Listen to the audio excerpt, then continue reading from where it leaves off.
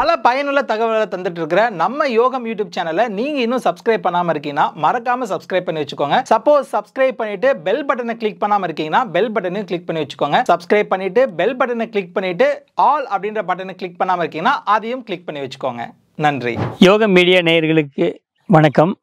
இன்றைக்கு நாம் பார்க்கவிருக்கக்கூடிய மருத்துவம் பார்த்திங்கன்னா மண்ணீரல் சார்ந்த நோய்கள், குறிப்பாக மண்ணீரல் வீக்கம். இந்த மண்ணீரல் வீக்கம் வந்துட்டு வருவதற்கான அறிகுறிகள், அதுக்கான காரணங்கள், அதே போல் வந்துட்டு அதை எளிமையாக சரி பண்ணிக்கிறது எப்படி அப்படிங்கிறத தான் பார்க்க போகிறோம்.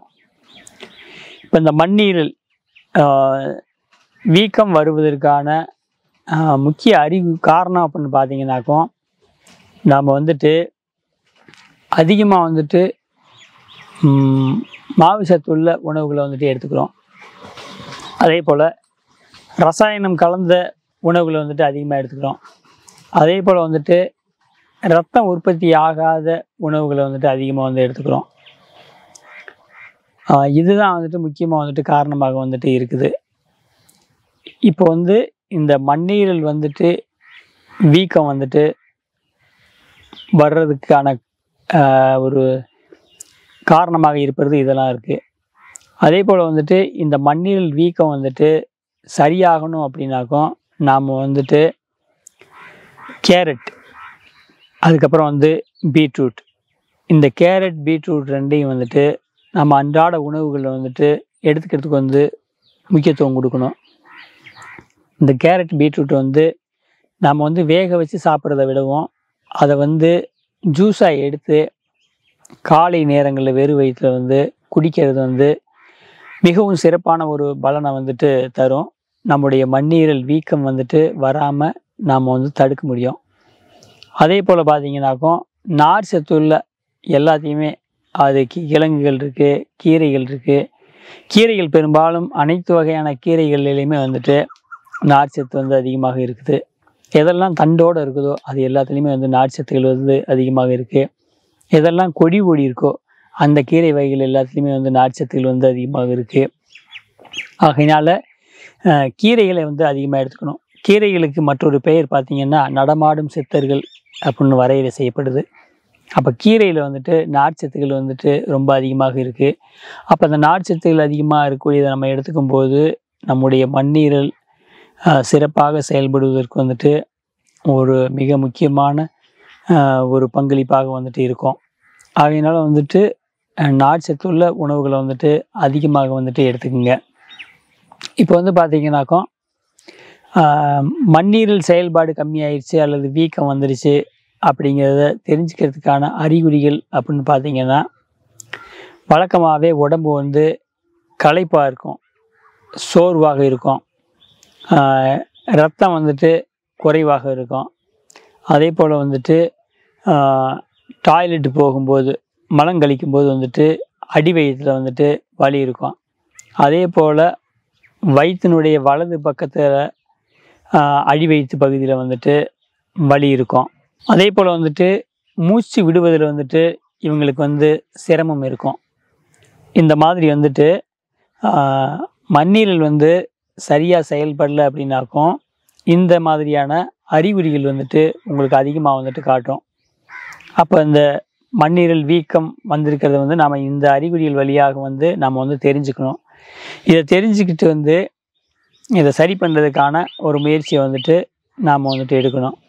அப்போ இயல்பாகவே வந்துட்டு இந்த மாதிரியான அறிகுறிகள்லாம் 1-2 அறிகுறிகள் வந்தப்பவே வந்துட்டு நமக்கு வந்து மண்ணீரல் வந்து சரியாக செயல்படலை அப்படிங்கிறத நம்ம உணர்ந்துட்டு அதை வந்து சரி செய்கிறதுக்கு வந்து நம்ம வந்து முயற்சி பண்ணணும். அப்போ வந்து இதுக்கு வந்து ஒரு மருந்தாக பார்க்கணும் அப்படின்னா, வழக்கமாகவே இந்த பப்பாளி காய் எடுத்துக்கலாம். இப்போ இந்த பப்பாளி காய் எடுத்துட்டு அதை வந்துட்டு இந்த ஆப்பிள் சைடர் வினிகர் அதில் வந்து ஊற போட்டுடணும்.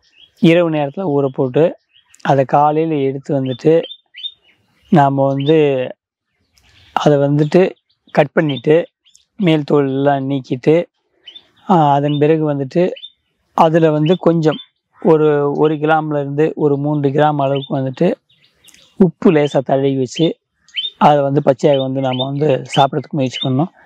அப்படி சாப்பிட முடியாத நபர்கள் வந்துட்டு அதை ஜூஸாக எடுத்து வந்துட்டு உள்ளுக்கு வந்து சாப்பிட்லாம். இது கொஞ்சம் வந்து லேசான சூட்டை கிளப்பக்கூடியது அப்படிங்கிறதுனால வந்துட்டு நாம் வந்து ஒரு வேளை வந்து மோர் வந்து குடிக்கணும். அல்லது மோர் குடிக்க பிடிக்காத நபர்கள் வந்து பசுவின் பால் அது வந்து ஒரு 200 மில்லி வரைக்கும் வந்துட்டு குடிச்சிட்டு வரணும்.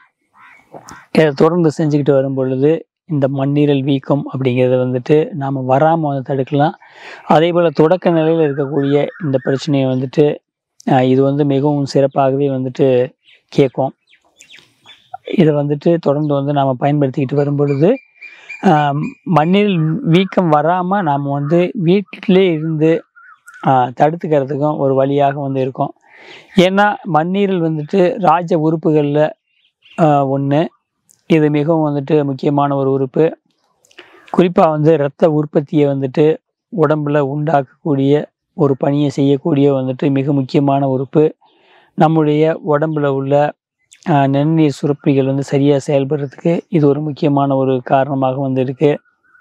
அதே போல் நம்முடைய உடம்பில் உள்ள வலிகள், பெயின், இதை வந்துட்டு கட்டுப்படுத்தக்கூடிய ஒரு பணியை வந்துட்டு இந்த மண்ணீரல் வந்து செஞ்சிட்ருக்கு. அப்போ இந்த மண்ணீரல் அப்படிங்கிற உறுப்பு வந்து சிறப்பாக செயல்பட்டுச்சு அப்படின்னு சொல்லி சொன்னாக்கும் நமக்கு வந்துட்டு ஆயுள் நீட்டிக்கிறதுக்கு வந்துட்டு ஒரு காரணமாக இருக்கும். இப்போ இந்த மண்ணீரல் வந்து சரியாக செயல்படாத காரணமும் இந்த மஞ்சள் காமாலைக்கு ஒரு முக்கியமான வந்து ஒரு காரணமாக இருக்குது. மஞ்சள் காமாலை போன்ற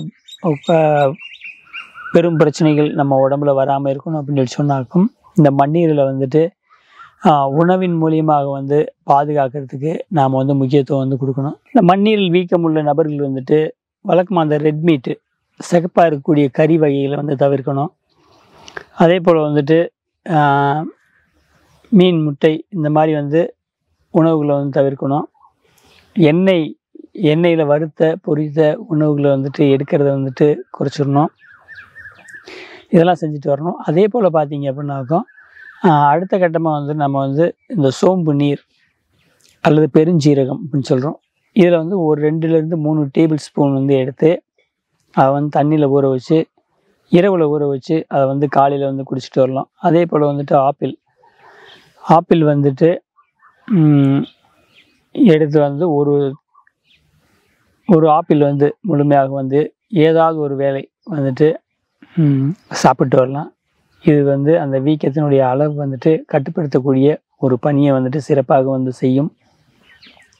அதில் வந்து பார்த்திங்கன்னா பப்பாளி பழம் வந்துட்டு கிடைச்சி அப்படின்னாக்கும் அதில் வந்துட்டு ஒரு 200 கிராம் அளவுக்கு வந்துட்டு தினமும் எடுத்து வந்து சாப்பிட்டு வரலாம். அதே போல் வந்து நமக்கு வந்து நாவல் பழம், இந்த நாவல் பழ சீசனில் வந்துட்டு கிடைக்கும். இந்த சீசனில் வந்து நாம் வந்து எடுத்து அதை வந்து பயன்படுத்தலாம். ஒருவேளை வந்து நாவல் பழம் கிடைக்காத அப்படின்னாக்கும் வந்துட்டு நாம் வந்துட்டு அந்த நாவல் பழ விதைகளையும் வந்து நாம் வந்து பொடி பண்ணி அதை வந்து ஒரு டீ மாதிரி வந்துட்டு எடுத்துகிட்டு வரலாம். அப்போ நாவல் விதைகளும் கிடைக்காத பட்சத்தில் அதனுடைய இலைகளை எடுத்து அதை வந்துட்டு ஒரு 10 இலை வரைக்கும் எடுத்துகிட்டு அந்த இலையை வந்து சின்ன துண்டுகளாக வந்து நறுக்கி போட்டு ஒரு 2 டம்ளர் தண்ணி வச்சு அது ஒரு 1/2 டம்ளர் வந்து சுண்ட வச்சு அந்த தண்ணியை வந்து குடிச்சிட்டு வரலாம். இந்த மாதிரி வந்து எளிமையான முறையில் வந்துட்டு மண்ணீரல் வீக்கத்துக்கு வந்துட்டு நம்ம வீட்டில் இருந்தே தீர்வுகளை வந்து காண முடியும். எனவே இதை கடைபிடித்து நிறைவாக வாழ வாழ்த்துகிறோம். நன்றி, வணக்கம்.